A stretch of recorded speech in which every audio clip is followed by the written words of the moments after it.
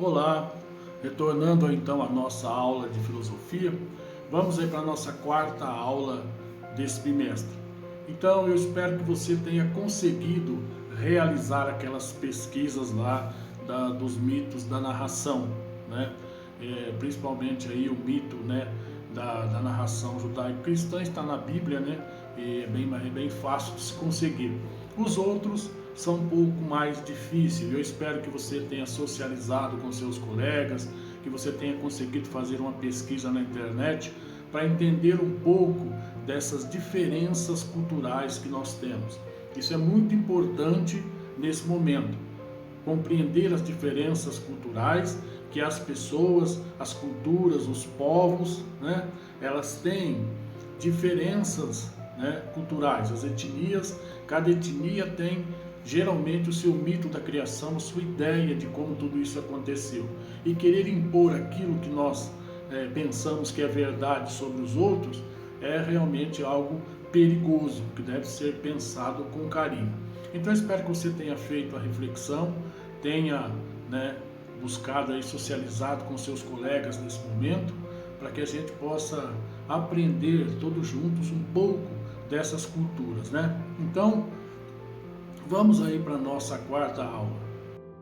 Então, nós voltamos aí à página 83 do nosso caderno do aluno, onde nós temos aí os elementos dessa pesquisa, né, da narrativa da criação.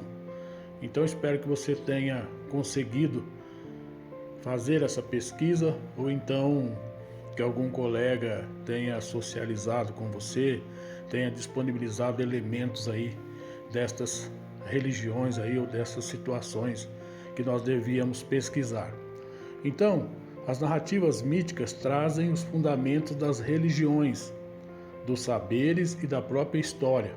Revelam o princípio, o germe da tradição e dessa forma a mantêm. A tradição é mantida pelos mitos, além de repetir e atualizar a ação dos precursores. Dessa forma, o mito conta a história, primeira, que ensina aos homens como devem fazer para viver neste mundo, de acordo com os saberes de fundação.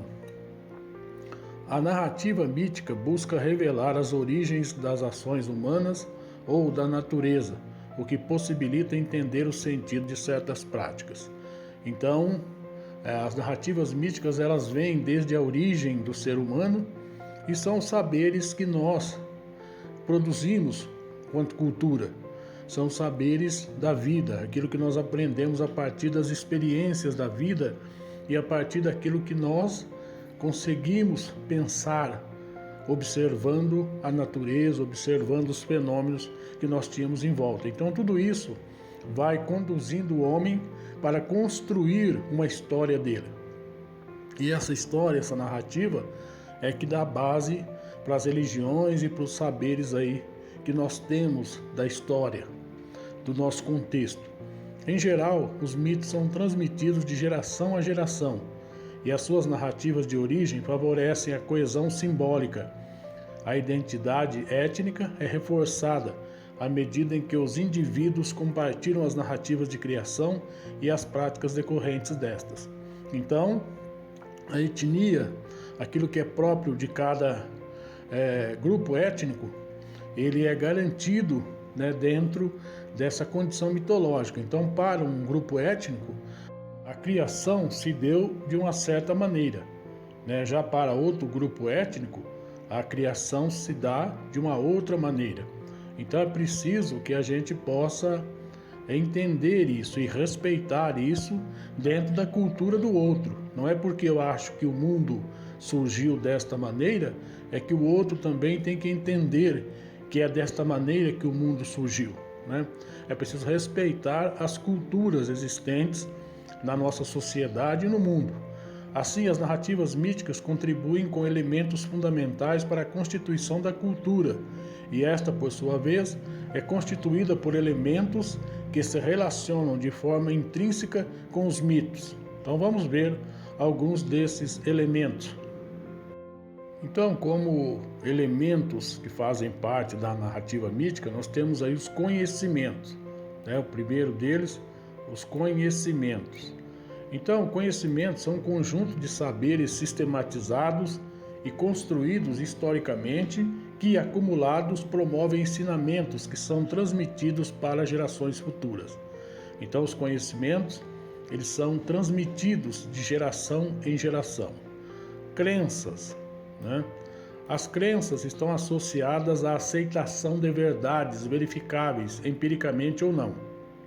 Então, as crenças, elas não estão, né, sujeitas a uma experiência empírica, ou seja, elas não precisam ser provadas por experiências.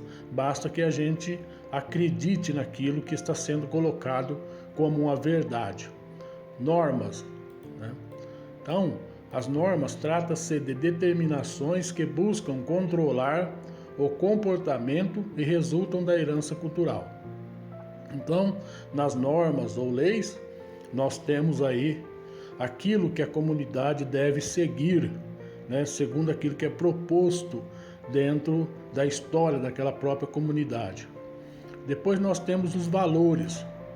Os valores orientam para apreciar coisas e situações boas e rejeitar o que é ruim. Então, cada cultura, ela traz o que é bom e o que é ruim para ela. E o que é bom e o que é ruim para uma certa cultura, às vezes é completamente o contrário em outra cultura. É preciso que nós aprendamos a respeitar essas situações, né? Para que nós possamos entender as culturas. E os símbolos. Os símbolos orientam formas de sistematizar, classificar e ordenar o mundo por meio de significados expressos por sentidos e definições específicas. Então, os símbolos são aquelas situações gráficas, né, onde nós temos um elemento que nos suscita alguma situação que nos leva a pertencer àquele grupo, né? Então, a partir do momento que eu vejo aquele símbolo, aquele desenho, aquilo me leva a ter aquele sentimento de pertencer àquele grupo, né? Por exemplo, um cristão, quando vê o símbolo de uma cruz, automaticamente ele vai se lembrar de Jesus. Então, para ele, para o cristão, o símbolo da cruz é essencial. Para outras culturas, o símbolo da cruz pode não significar nada, ou pode significar talvez até alguma coisa completamente diferente. Então, é preciso que nós aprendamos aos poucos a ir respeitando essas condições mitológicas que nós temos nas várias culturas do mundo todo. Todas as culturas do mundo, todos os países têm a sua origem mitológica, a sua condição mitológica, o seu pensamento mitológico daquela cultura daquele país. E é sempre preciso que a gente aprenda a respeitar essas situações. Então, a partir dos elementos da cultura elencados, pesquise e analise os corpos como estrutura física humana. Então você vai observar agora os corpos e o comportamento dos corpos dentro dessas culturas. O que eles revelam sobre a nossa cultura? Então, os corpos estão aí com as suas indumentárias, com as suas pinturas, com seus símbolos. O que eles revelam da cultura? Então, busque subsidiar a sua reflexão com imagens, relatos de colegas, familiares e professores. Então pegue isso daí, né, tudo, e converse com seus colegas o que eles acham dessa imagem, dessa cultura ou daquela outra cultura, o que ele acha, né, dessa figura, o que ele acha desse símbolo, né? Converse com os colegas, com os familiares aí dentro da sua casa nesse momento de quarentena e faça para mim um relato, né? Eu quero apenas aí um relato no seu caderno do que você entendeu disso, né? Como é que eles revelam a cultura. O que é que existe nesses símbolos, nessas coisas, nessa visão humana que você está vendo aí, nessa figura humana, como é que ele revela a cultura dele mesmo, de acordo com o que você pesquisou aí das religiões lá em cima. Então, busque fazer isso numa folha de caderno, né? Vamos deixar esse relatório acadêmico aí para uma outra oportunidade presencial. Então vamos desenvolver isso de uma maneira presencial. Nesse momento, eu quero que você faça apenas, né, essa reflexão aqui. O que eles revelam sobre nossa cultura. Então, pegue os elementos da cultura lá que você procurou relatar daquela pesquisa lá de cima das 4 religiões lá e observe os corpos naquelas 4 religiões, como é que os corpos estão, né? De que maneira eles estão vestidos, de que maneira eles estão, né, marcados com símbolos, com cores, e o que é que isso aí revela de cada uma dessa cultura. É isso que você deve registrar aí no seu caderno. Então, boa reflexão e até a próxima aula.